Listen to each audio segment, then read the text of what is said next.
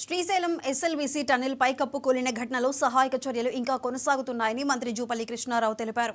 Tunnel boring మిషన్ను cut చేస్తున్నారని, మనుషులు ఉన్నట్లుగా ఆనవాళ్లు ఉన్న చోట్ల తవ్వకాలు జరుగుతున్నాయని వెల్లడించారు. 4 సిబ్బంది టన్నెల్ బోరింగ్ మిషన్ కింద ఉన్నట్లు తెలుస్తోందని చెప్పారు. పనులు వేగంగా జరగటం లేదని విమర్శించేవారు లోపలికి వెళ్లి చూస్తే పరిస్థితి అర్థమవుతుందన్నారు.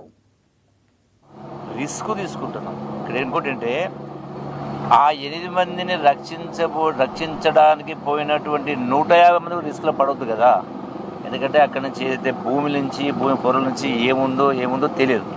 సో ఆ రిస్క్ తీసుకోకుండా ఉండడం కోసము కొంత జాగ్రత్తగా ఆ రిపోర్ట్లు, సర్వేలు, ఆ రాడార్ సర్వేలు ఇవన్నీ చేయడం మూలన సమయం పట్టింది.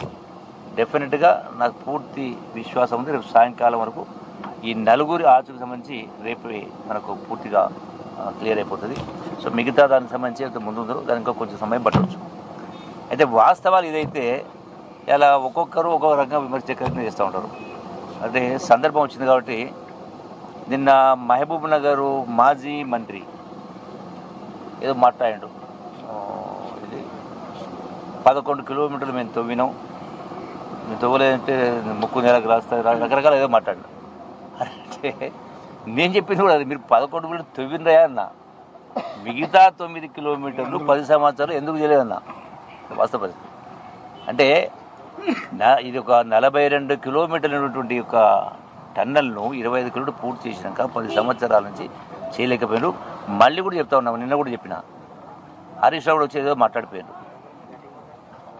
మా 10 సంవత్సరాల కాలంలో 200 కిలోమీటర్ల టన్నల్ తవ్వినామని మాట్లాడిండు. నేను కూడా అదేనా కదా.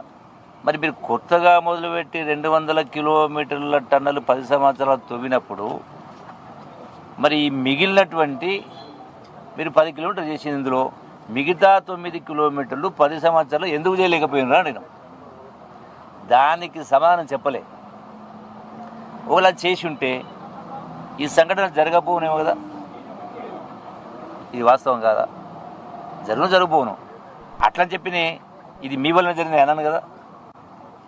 అంటే సెన్స్లెస్గా మాట్లాడుతూ ఉంటారు, రాజకీయ కోణంలో రాజకీయ లబ్ధి కోసం మాట్లాడుతుంటారు. కాబట్టి సరే, ఎవరేం మాట్లాడినా డెఫినెట్గా చివరికి వచ్చింది. రేపు రాత్రి వరకు ఆ 4 ఆచూకీ టోటల్ స్పష్టంగా ఆచూకీ కాదు, వాళ్ళ యొక్క లొకేట్ చేయడం జరిగింది. ఆల్రెడీ మాన్యువల్లో పనిచేస్తున్నారు, మెషిన్ పని నడుస్తూ ఉంది, డీవాటర్ నడుస్తూ ఉంది. ఆ యొక్క కన్వేయర్ బెల్ట్ను కూడా రెస్టోర్ చేసే కార్యం జరుగుతూ ఉంది. సో అన్నీ కూడా ప్యారలల్గా అన్ని రకాల మిషన్ ద్వారా జరుగుతూ ఉన్నాయి, మనుషుల ద్వారా జరుగుతూ ఉన్నాయి. సో డెఫినెట్గా రిజల్ట్ వస్తుంది. Thank you sir. ఇప్పుడు సార్ 4 టెస్ట్ అవుట్ చేసినారు, దాంట్లో వాళ్ళ కండిషన్ ఏంటి సార్? నేను ఫస్ట్ డే చెప్పిన,